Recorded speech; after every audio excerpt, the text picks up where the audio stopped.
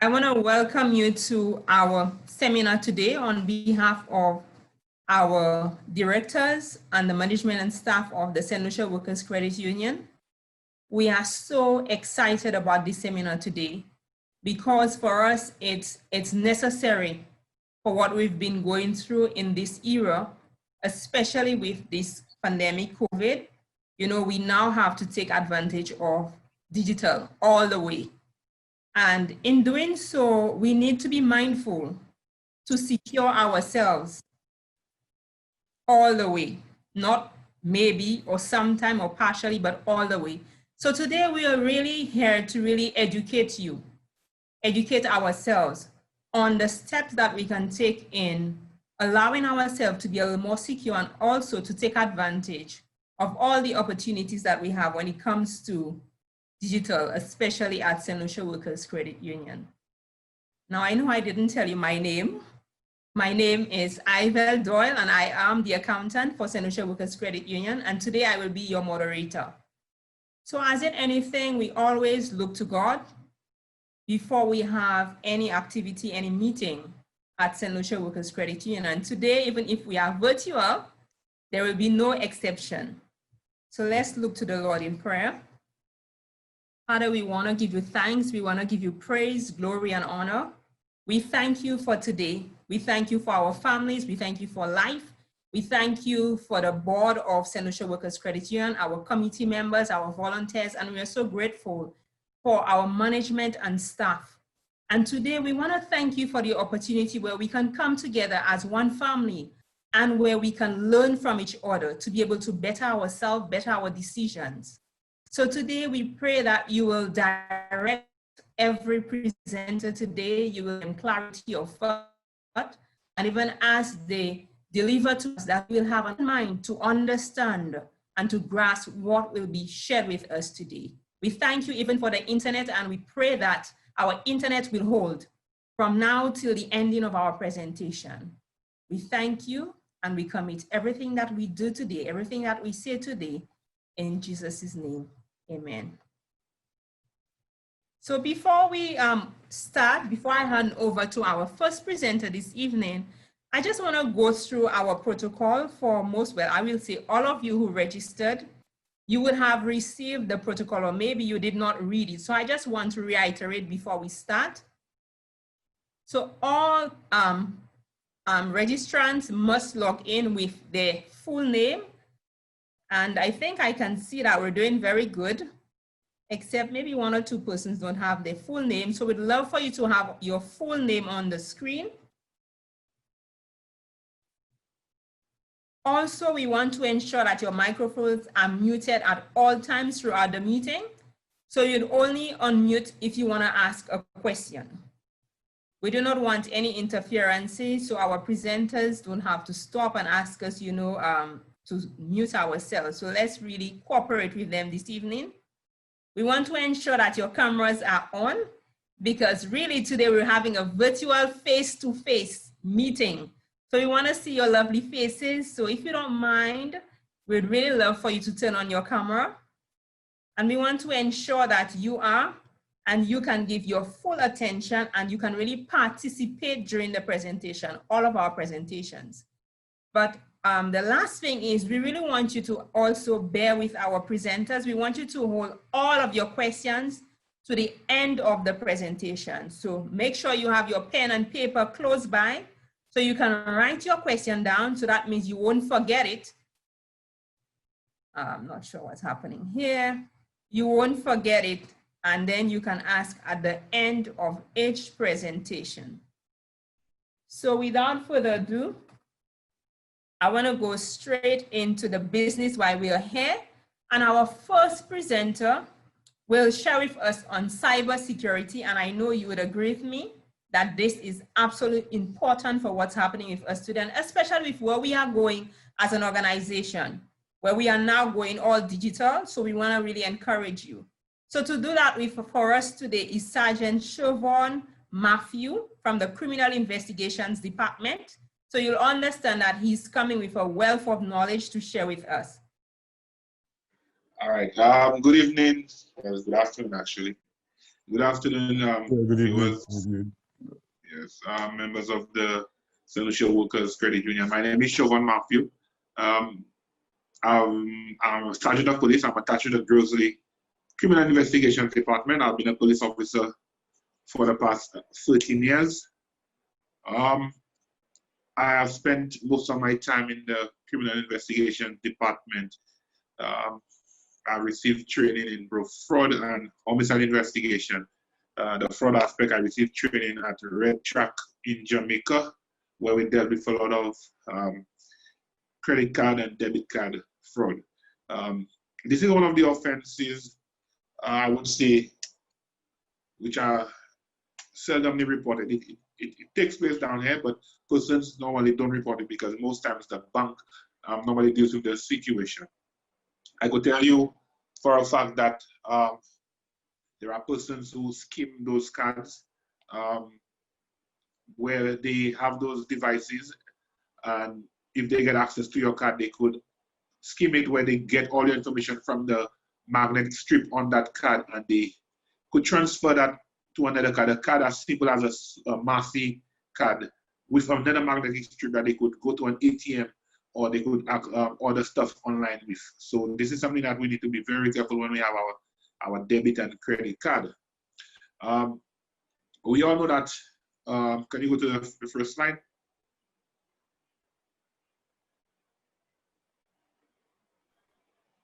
Ms. Lionel, can you scroll down for him? He's ready for the next slide. Yeah. Okay, maybe, I'm not sure if her internet dropped, but I'm gonna pull it up. Oh, she's there. Okay, all right, sure, thanks. Okay, when we hear about the ATM machine, we all know that the ATM machine is an automated teller machine. It's an electronic banking outlet that allows customers to complete basic transactions without the aid of a branch representative or teller. Now, with this whole COVID-19 pandemic that we're going through, you would have noticed that a lot of us access the ATM machine. And there are a lot of safety procedures that we need to take into consideration when we go into those ATM machines. And as we go further in the presentation, we will go through that. Now, anyone with a credit card or debit card can access most ATMs. All right, and we know where all those ATMs are. And I think the workers' credit union, if I'm correct me if I'm wrong, you'll be setting up an ATM machine. True or false?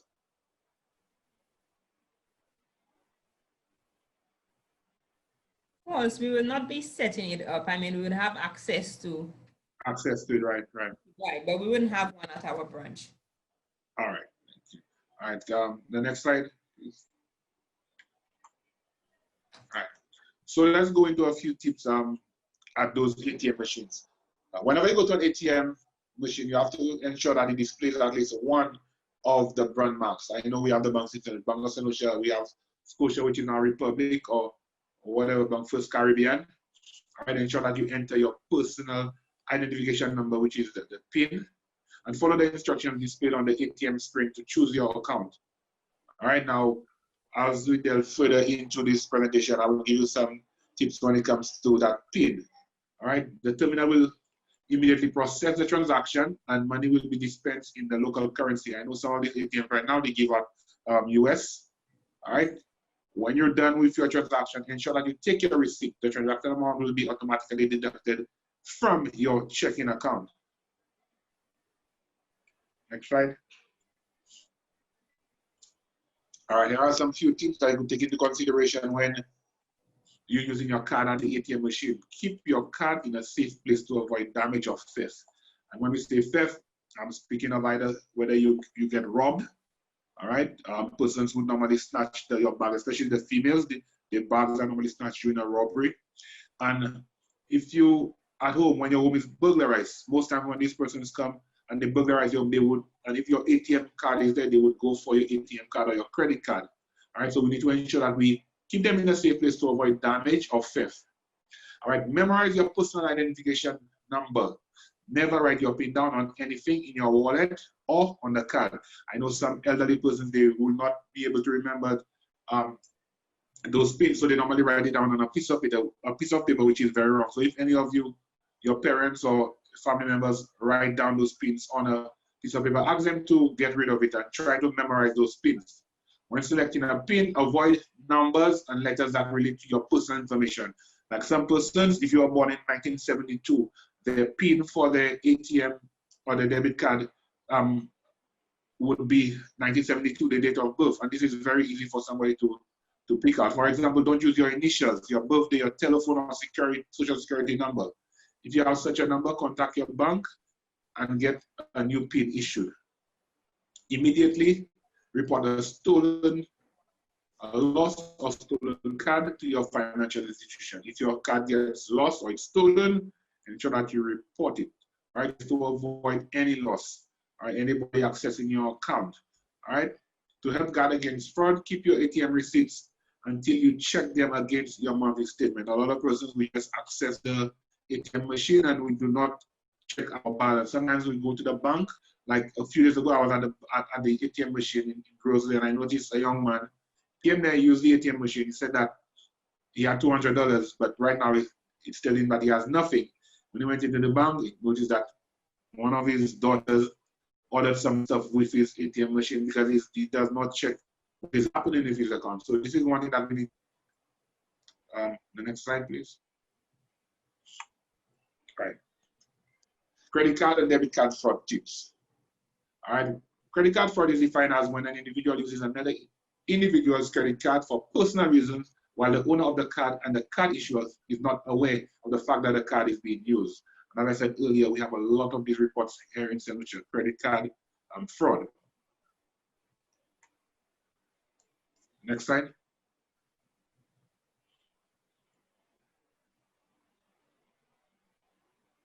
Credit card fraud is one of the biggest threats to business establishments today. I have noticed business places lose thousands of dollars when those credit card fraud take place. Right? However, to combat the fraud effectively, it is important to first understand the mechanisms of executing a fraud. Credit card fraudsters employ a large number of modus operandi to commit the fraud. Now, sometimes they have someone working for them, right? And we've confiscated a lot of those skimming machines, and it's as small as the palm of it fits into the palm of your hand. And what would happen when you hand those persons your credit card? They would pretend like they're swiping into the machine, but they would swipe it into that small device on their hand. And all that information would go on to a memory card, which is stored in that device. And they have easier access to your personal information. All right? In simple terms, credit card fraud is defined as when an individual uses, I think we went through that already. Next slide.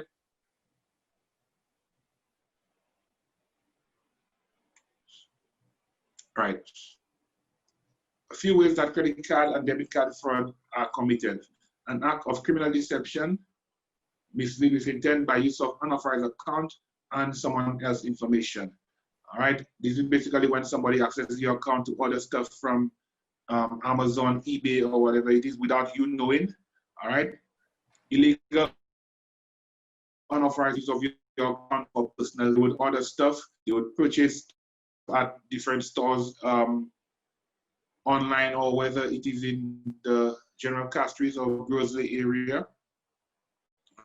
And sometimes they go as far as using your account to obtain goods and services from other persons. So this is how far persons could go when it comes to credit card fraud.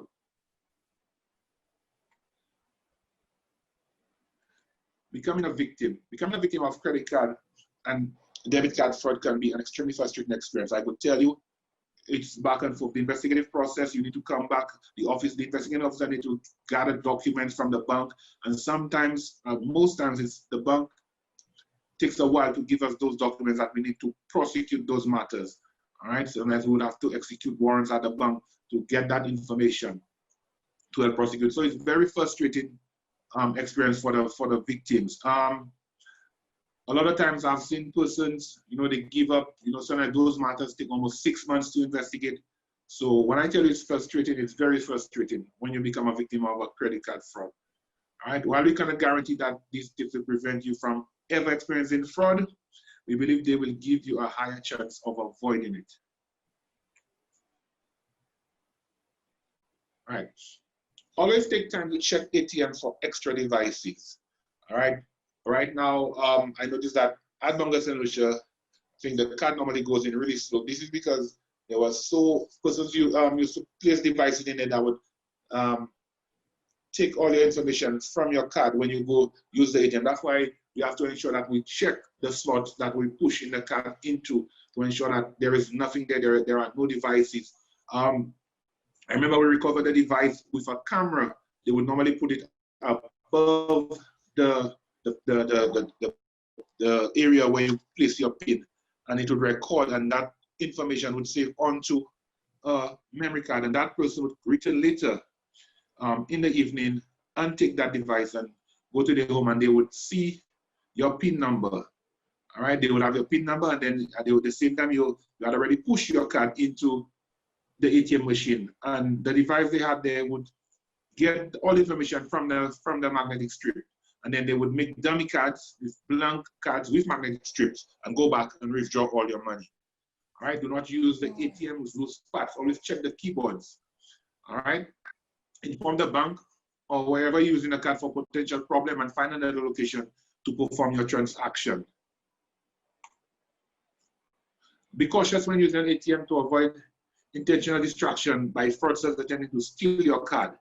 All right, they would come, they would look around the ATM machine where you're using. All right, they would look at your PIN. As soon as you go out, they would follow you, they would rob you, steal your bag, they have your PIN already, come back to the ATM machine and withdraw monies. All right. They also do something we call shoulder surfing. At the end of this presentation, I have a video that you could log on to YouTube and look at. They would follow especially the ladies into the ATM and look over the shoulder while they enter in the PIN. Okay, and for the ladies not learning self-defense, I would encourage you to practice self-defense. All right, especially ladies who leave work late on an evening, and especially these days it gets dark really early, and you go walking home with your bag. You need to be very, very, very careful. All right, be conscious of anyone near you at the ATM, especially if persons are using the ATM at the cinema. This is one of the ATMs you need to be very careful with. All right. Next slide. All right. Take time to carefully check your credit card statement for unauthorized charges. As I said earlier, I'm encouraging persons to check your credit card statement, your bank card statement. Check for recent activity online daily or weekly, because persons, your own family, your own kids could give other persons your information and they could order stuff on your card. All right. It's even better than waiting for your statement. Be sure to follow safe internet browsing practices when doing so. All right. Avoid using computers. Do not have full control over online banking. This includes any public venue that provides a computer with internet access, like an internet cafe. All right. Avoid going to the internet cafe to order stuff. All right. I know sometimes you're saying you need to make a quick order. You pop in at an internet cafe and make an order, but avoid doing these things. But if you do, ensure that you clear the browser and you log off. Next slide.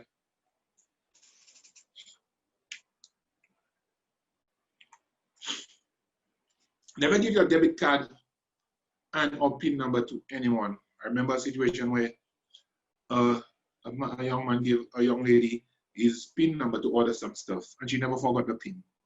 All right, she was able to access the man's card up until she used all the money. I never write your PIN number on your debit card. I've seen some person practicing that, and I've encouraged them not to. All right, remove your credit card and debit card information from all mobile devices to prevent unauthorized charges. Do not give your account number to anyone on the phone unless you've made the call to a company you know to be trustworthy. All right, and these days we have so many persons making prank calls. All right, we need to be very careful of who we share our information with. Next slide. Carry your card separately from your wallet. It can minimize your losses if someone steals your wallet or purse. All right, it's recommended to only carry the card you need for a particular outing. All right, during a transaction, keep your eye on your card. Make sure you get it back before you walk away. All right, never sign a blank receipt. Draw a line through any blank spaces above the total. And also save your receipts to compare with your statement when you receive it at the end of the month or at the end of whatever period that you collect your statements. Okay. Many of us would ask, what should we do if our card is stolen or if it's missing? Debit card charges, we have to remember that it goes directly to our checking account. So unexpected transactions can drain your account. As a result, you could fail to make important payments like rent, mortgage, and insurance premiums. Your liability for a stolen card is greater than your risk with credit cards unless you report the problem quickly enough. So I'm encouraging everybody to report it. If your card is missing, if it's stolen, report it to the bank, report it to the police. All right? Contact your bank. The most critical step is to contact your bank immediately. Let them know that your debit card has been stolen or that you suspect fraudulent use of your card number. Okay, and if you suspect fraudulent use of your card number, contact the police, make a report, all right, to CID, the Criminal Investigations Department, or the nearest police station. All right, the police would initiate an investigation because you would need a police report for your financial institution. The bank would always ask you for a police report. All right, they need something to cover them as well. So this is very important. Okay, and as I said earlier, I have a link there at the end of the presentation that you could log into. And this is the end of my short presentation. Sergeant Matthieu, I want to thank you so much for sharing so much with us. Certain things I used to do when it comes to storing it in my wallet, I know from today, I will not be doing that anymore. So at this time, I want to give our audience, our virtual audience, an opportunity to raise your hands if you have any questions. If you are too shy, you can also type your question in the chat and then I can read it out to Mr. Matthieu so he can answer them for.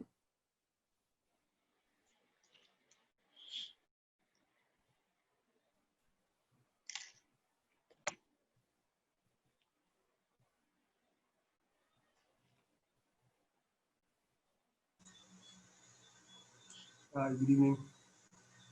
Good evening. Hi, how are you? Good, thanks. Good. Sergeant Matthieu, thank you very much for that presentation. I don't necessarily have a question, but what I wanted to do was, again, thank you for the informative, albeit scary presentation. And I would like to inform you that self-defense is not only for the ladies. What I wanted to do is I wanted to add a couple of things to what Sergeant Matthieu spoke about. I think in the information age, and we have access, real-time access to information, our financial information at the tip of our fingers.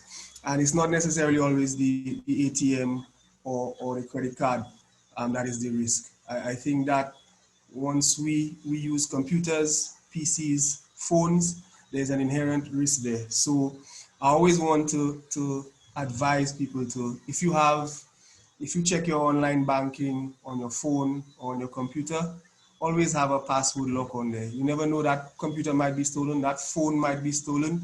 It creates that extra layer of security so that somebody doesn't get access to your information. Another thing, you know, we are family people. We like to share. Very often a device is not used by one person in a household.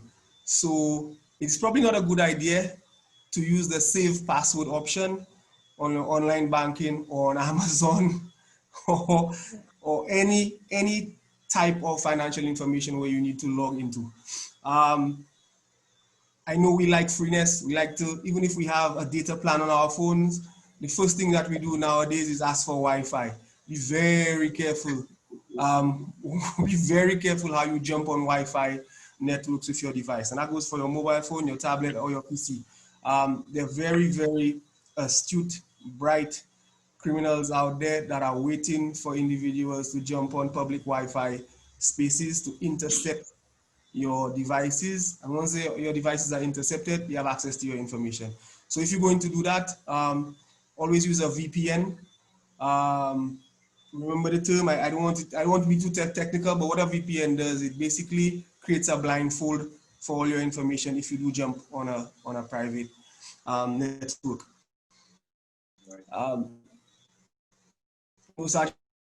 Social sharing, social engineering. That's the number one way where you get. We give our access key cards to people to unlock doors, co-workers. Oh yeah, that's my password for that. Or you can just log in and use my password, use my username and use my password. That is the number one way. We are the number one culprits for our own compromises.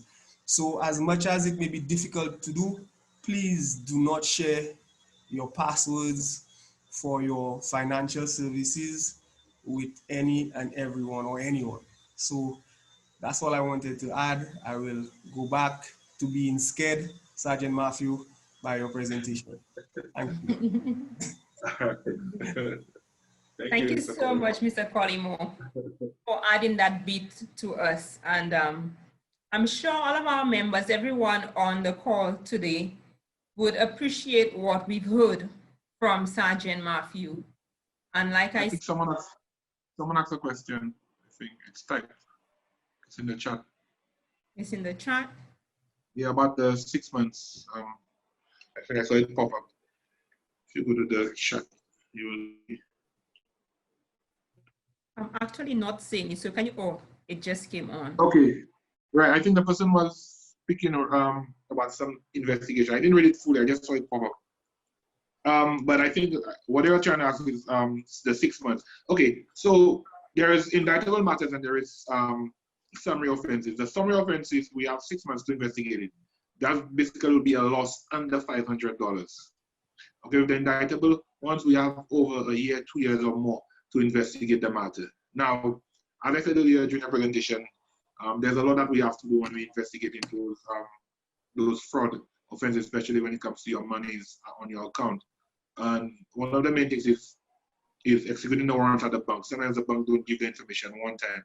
You have to wait sometimes 3 months, almost sometimes 4 or 5 months before you get information. So, but you don't have to be scared. Whenever it's over $500, it's an indictable matter. And we have like almost 2 years or more to investigate the matter. We have another question, Sergeant. Is the maximum $500 US dollars? Come again? The maximum of $500, is it in EC or US dollars? EC. Okay. EC. Yeah, EC. Ms. Doyle, I think the question before, with regards to the 6 months, there's a second part to it, because I think the viewer was asking that since it takes 6 months to investigate the fraudulent activity, does that mean it will take that long for the customer to recover their funds? Or whether, yeah, that is what they wanted. Okay, it doesn't, sometimes, okay, let's say it's a situation, a simple case where we know who the perpetrator is, and we have all our evidence in no time. Let's say, for instance, the bank gives us the information we need and everything in less than a month. We investigate the matter. The matter goes before the court. It's the court decision at the end.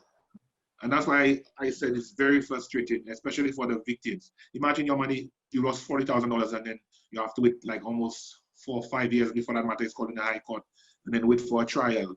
You know, you see how frustrating that is, and basically your money is just there. Now, sometimes what some persons do, they do what we call, in our pure terminology, called a wagement, where, you know, they will tell the person, like, the person comes and say, okay, I'll pay you back your money or whatever. But to cover ourselves as the police, okay, we do not encourage persons to take wagement. If you want to do it, you're going to do it on your own. But when we charge you, we let the court deal with it, and it goes before the court. Sometimes, if there are involved, they will try to do an application where they will go before a mediator and then they will make a decision for that person to pay that person their money. But normally, if it goes all the way, well, sometimes it takes a while to go through the system, especially if it's indictable.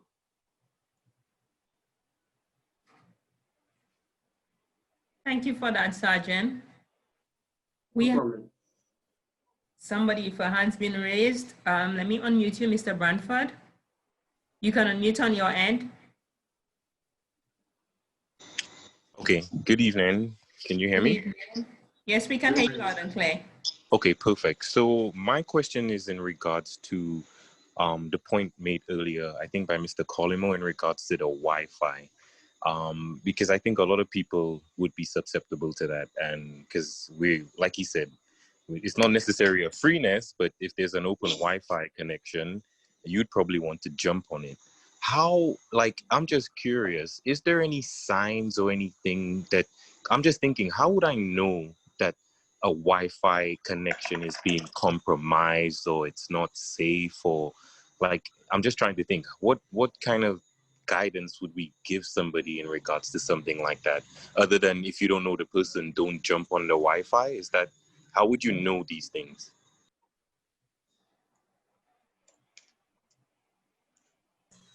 All right. Thank you very much for that question. Sergeant Matthieu, you mind if I jump in here?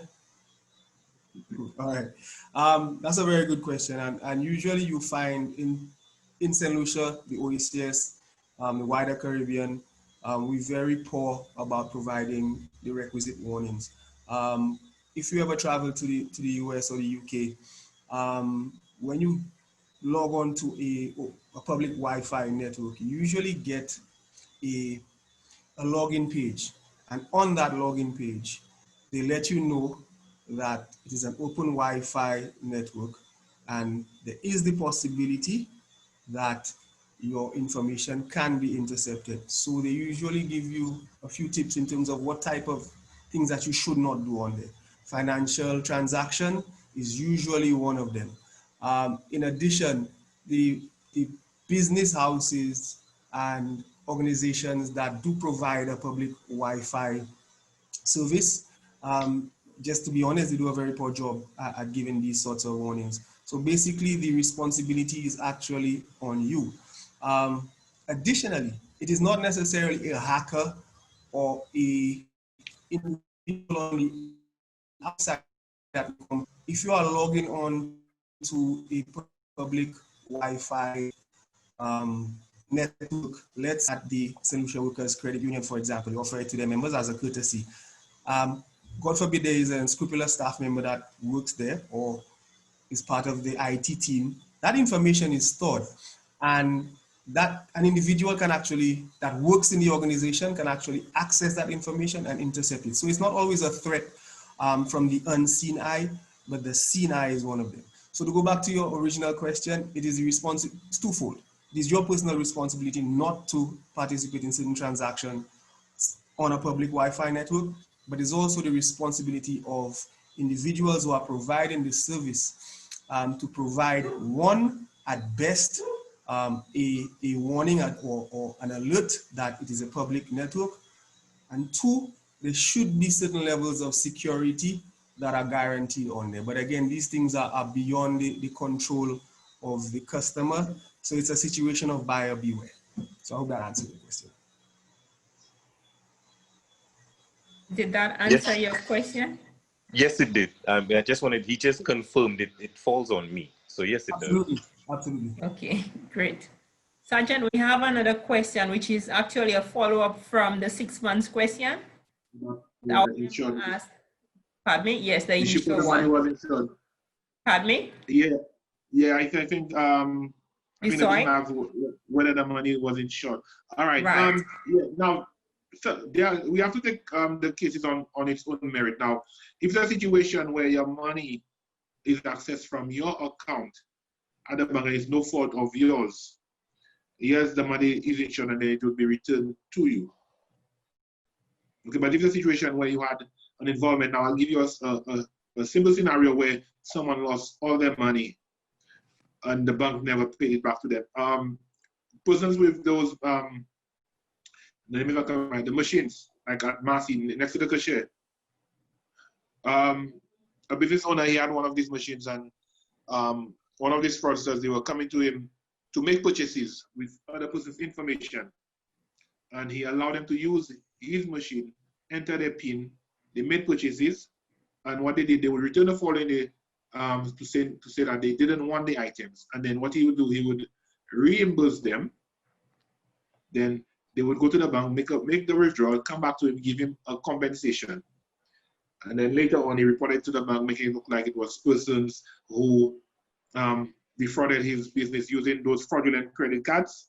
But when we investigated, we realized it was all along he was in on it. So he lost almost $1,000 of his own money because the bank had to get them pay the persons who lost their money on their account, because that's what they were using other person's account to make the purchases, bring the items back saying that they do not want it, so they get reimbursed in the form of a check, and they would go cash a check at the bank. So if your money is taken from you with no fault of yours, let's say like your card is stolen, some of these monies are insured, it will be returned to you. And then later on, if the perpetrator is caught, then when he pays the fine, then that fine will be returned to the bank. Thank you for that, Sergeant. I hope this answered our members' question.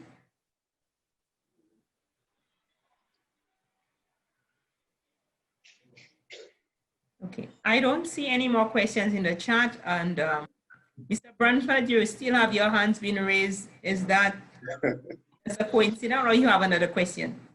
No, I probably pressed it once and didn't notice it went through. Sorry. Oh, okay. That's all right. Okay. Okay, we have another question. Yeah, I said yes. You see it? Yes. Okay. I love that. Sergeant is reading his questions. So the answer is yes. The refunds always pay back to Because your card gives you access to your bank, so it's automatically on your account, and your card gives you your account. right.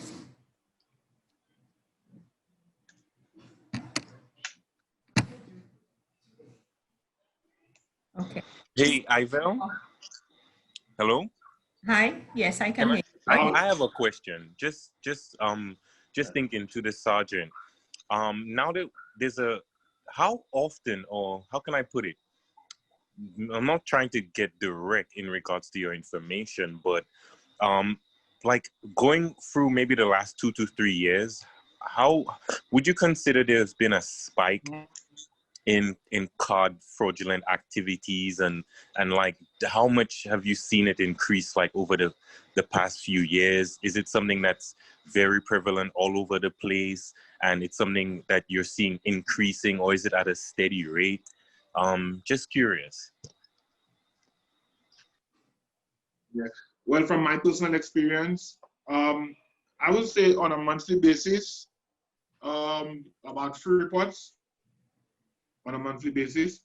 As I said earlier, the reports are there. Sometimes some persons don't report it. Sometimes they only lose like $100. You know, sometimes a card is stolen or whatever. Sometimes the person doesn't have much on their account.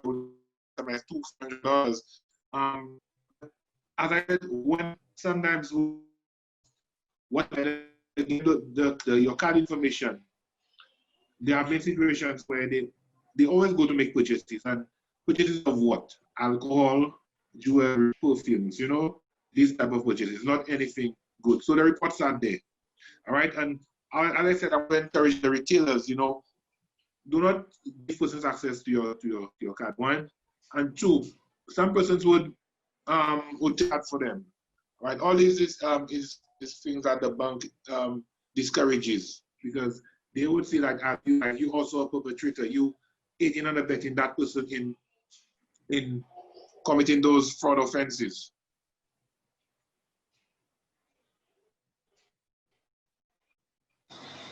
Okay, so with the 3, so you say you probably average 3 a month. Let's just, are they always, what's your success rate in actually solving these fraud cases in regards to, do some of them just go unsolved? Yeah. Yes, like all reports. Some of them not go unsolved. Sometimes it's very difficult to solve these cases. Sometimes we do solve them, but we always try our best to solve those matters. But some of them do go unsolved.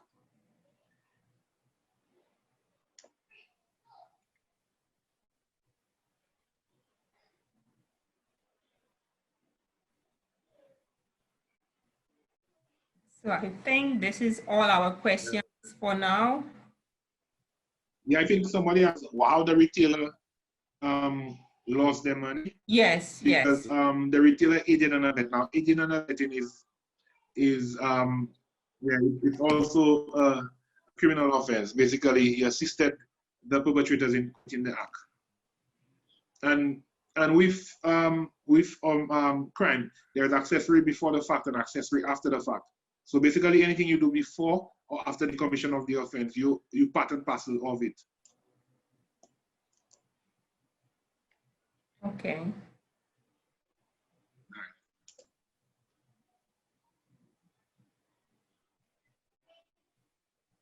Okay, Sergeant, I think this is all our questions for you.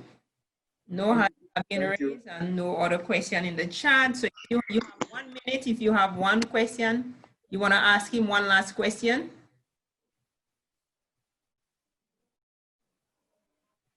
Sergeant, again, I want to really thank you on behalf of the board and the management of St. Lucia Workers Credit Union, and I would echo what we said earlier on. I know all of us, we've learned so much from you this evening, and we've become wiser when it comes to our card. And even as ladies, you know, I have information in my wallet that I need to get rid of after this seminar, and I will not, I did not hear it from you. And when it happened to me, maybe I'll go to Mrs. Henry and tell her, can you believe? She'd be laughing at me, you know, so I don't want to be that person, and let me encourage you, don't let that happen to you. We've heard it this evening. Let's take it and run with it because it's all good for us. And we can at least share that information with our family, our friends, and especially our children. For persons like me who have children, I've had a situation where my son actually went on Amazon because I had the information saved and I had to do their own. Yeah. So if you have children like me and they're most times smarter than us, don't save your information on the website because they will get a hold of it.